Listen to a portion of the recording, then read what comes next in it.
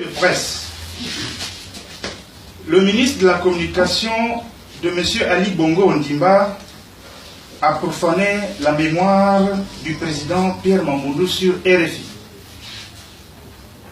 Dans un entretien accordé en effet à Radio France Internationale, RFI, le 6 mai 2016, M. Alain-Claude Bilé-Binzé a profané la mémoire de l'opposant historique, M. Pierre Mamboundou, en déclarant que l'UPG, son parti, a décidé de soutenir la candidature d'Ali Bongo Ondimba. C'est une profanation, car M.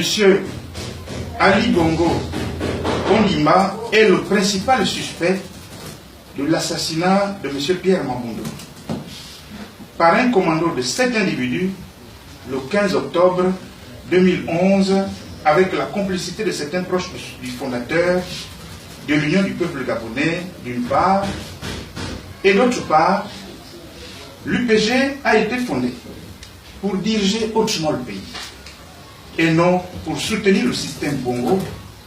Voilà la ligne de fracture entre les traîtres de l'UPG et toutes les fédérations du parti représentées par Bruno Ben Moubamba.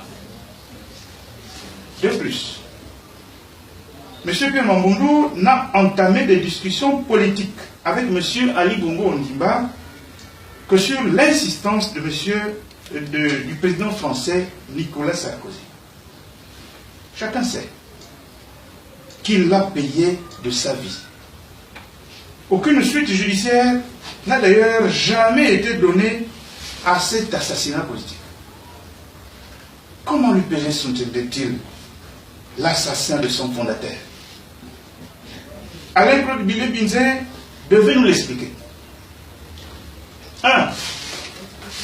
En tant que président légitime de l'UPG et soutenu par l'ensemble des fédérations de l'Union du peuple gabonais, UPG, nous demandons les allégations du porte-parole du pouvoir crépusculaire d'Ali Bongo Ondimba et nous promettons des mesures de rétorsion contre cette profanation de la mémoire de M. Pierre Mamboundou par des commanditaires présumés de sa mort. Le peuple de l'UPG ne soutiendra jamais M. Ali Bongo Ondimba. Et c'est plutôt M.